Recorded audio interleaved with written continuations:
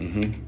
Il est question pour moi aujourd'hui de profiter de l'opportunité que nous offrent les résultats au baccalauréat de l'enseignement général pour poser la problématique de l'école camerounaise. Je veux m'attarder aujourd'hui particulièrement sur l'analyse critique de l'éducation en identifiant quelques défis persistants. Bien évidemment, les gens se poseront la question de savoir pourquoi moi. Pour ceux qui ne me connaissent pas, je suis Georges Alain Bouya, la gamme, enseignant de mathématiques, enseignant d'un jour, enseignant pour toujours.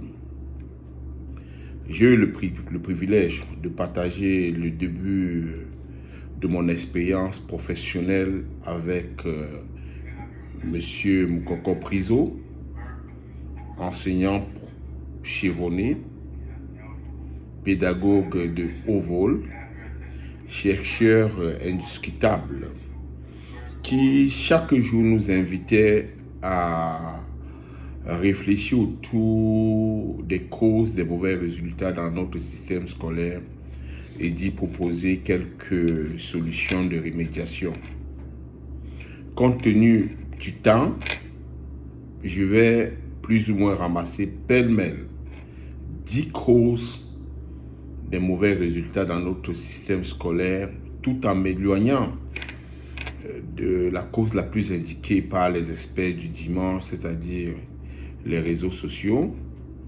Et je note quand même que cette préoccupation date d'il y a 25 ans, quand mon père spirituel Moukoko Priso soulevait déjà la question cruciale de l'analyse des causes des résultats scolaires médiocres, tout en suggérant quelques stratégies de remédiation. En un, il faut noter qu'il est indéniable que le taux de réussite de 27% ou de 37% reflète fidèlement la réalité non pondérée de notre pays depuis au moins 25 ans. Quand je parle de la réalité non pondérée depuis au moins 25 ans, c'est dit que chaque fois après dépouillement des résultats, sans aucune délibération,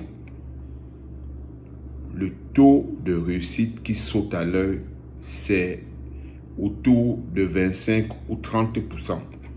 C'est à partir de quelques pondérations et de quelques ajustements qu'on arrive à obtenir les résultats qui sont ceux indiqués dans les babillards d'établissement. En deux, il faut noter que la récente réforme de la carte scolaire, qui est souvent présentée comme une victoire du renouveau, était initialement perçue comme un progrès par les parents, parce que cette réforme venait mettre fin à l'absence de l'affection parentale, mais elle créait un autre problème qui était le fait qui amenait les uns et les autres à constater que, à mesure que l'on s'éloigne des grandes agglomérations, les risques de se retrouver face à des salles de classe sans enseignants augmentent de manière significative, sans même mentionner la pénurie d'enseignants qualifiés. Vous allez bien remarquer que dans des petits villages, la probabilité de rencontrer des salles de classe sans enseignants est beaucoup plus grande que dans des grandes villes. Je noterai l'exemple de la petite Boucade qui est Maningotan, où les enfants, en se privant de souffrir de 8 km, c'est-à-dire 4 km aller, 4 km retour pour se rendre à Mandio, ils se soumettent à une exclusion définitive pour les défis du futur. En 3, il faut noter que bien que le taux de couverture des enseignements annuel devrait être établi entre 630 et 700 heures, nos élèves sont souvent privés de plus de 150 heures d'enseignement effectif. Ça, les parents ne se rendent pas compte. J'invite d'ailleurs les partenaires du système éducatif, les parents, les apprenants et les autorités à prendre cette question en charge. Les apprenants perdent par an au moins 150 heures d'heures d'enseignement. Je ne parle pas d'heures d'évaluation. En 4, nous allons noter que le processus actuel de recrutement des enseignants ne répond plus aux critères de qualification rigoureux requis.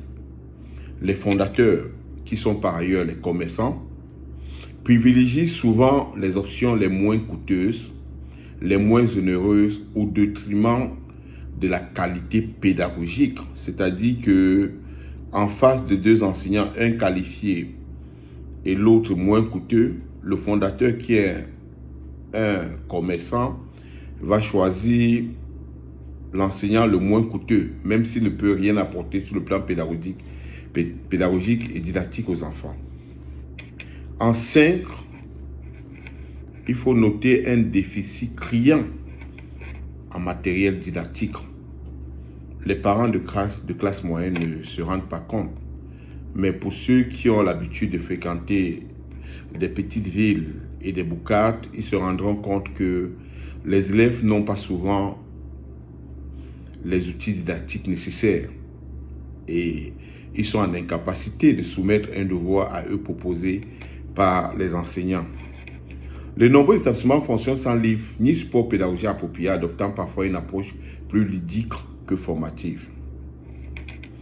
En 6, qui est un problème, un grand problème, les livrets scolaires font défaut. Les administrateurs d'école privilégient la vente de ces livrets que de suivre attentivement le parcours académique des élèves. Qu'est-ce que je veux dire par là? Pour ceux qui ont mon âge, chaque fois que tu partais d'un établissement pour un autre, à partir de ton bulletin de notes, au lieu de te demander de payer un nouveau livret scolaire, on te demandait de remettre une enveloppe timbrée qu'on adressait à ton établissement antérieur qui transmettait à ton établissement courant ton livret scolaire. Aujourd'hui, les fondateurs privilégient l'option de la vente des livrets scolaires que l'option de la recherche du background de l'apprenant. En 7, il faut noter la montée des antivaleurs qui constitue sans doute une préoccupation grandissante. Dans les établissements, les clubs sont centrés sur la mode. Vous allez vous rendre compte que avec la formation et la présence dans des établissements des hommes chargés des APPS, des activités post et périscolaires, l'accent est mis en particulier sur le club Master et Miss, mettant ainsi en veilleuse quelques clubs scientifiques et les autres initiatives éducatives. En 8, vous allez noter que les réussites scolaires semblent être le privilège des enfants issus des classes moyennes, suggérant ainsi une exclusion délibérée des enfants provenant des milieux défavorisés. Ceci est un constat amer. C'est pourquoi j'ai l'habitude de dire que c'est comme s'il y avait un complot contre l'école, c'est comme s'il y avait un complot contre les misérables, c'est comme s'il y avait un complot contre les ouvriers. Vous savez très bien que si, au niveau de la base, l'apprenant a une formation au rabais, il ne pourra plus s'ajuster pour rattraper ceux de ses camarades qui sont issus des familles moyennes avec une formation totale, holistique, et ils seront ainsi victimes de l'exclusion par l'argent. En 9, il faut noter l'absence de perspective après une scolarité réussie, qui est une réalité marquante dans notre pays. Quels sont ceux dont les gens font la promotion dans notre société? On fait la promotion des gens sans morale, la promotion des gens sans éthique, contrairement à la promotion des gens avec une certaine valeur. La preuve, on ne nous a jamais dit qu'est-ce que nos mentions excellence devient 4-6 ans plus tard. Parce que ce n'est pas la préoccupation des gouvernants. Ils ont trouvé un nouveau marché, c'est celui des influenceurs. Et en 10, le traitement même réservé par notre État à ces diplômés est une source d'inquiétude, mettant en lumière un manque crucial de soutien institutionnel. Vous savez, les plus maltraités dans notre pays sont des docteurs qui s'opposent à ce régime. Les gros griots aujourd'hui dans notre société sont des professeurs d'université. Ceux qui chaque dimanche jouent le rôle de comédiens sont quelquefois les professeurs agrégés qui ont mis dans la poubelle leur dignité. Je rappelle à ceux-là autrefois que dans l'incapacité de coller les noms au visage, il y avait plusieurs jeunes professeurs qui inspiraient les jeunes dans leur village et même dans tout le Cameroun. Cette liste exhaustive de problèmes pourrait facilement s'étendre sur plusieurs pages.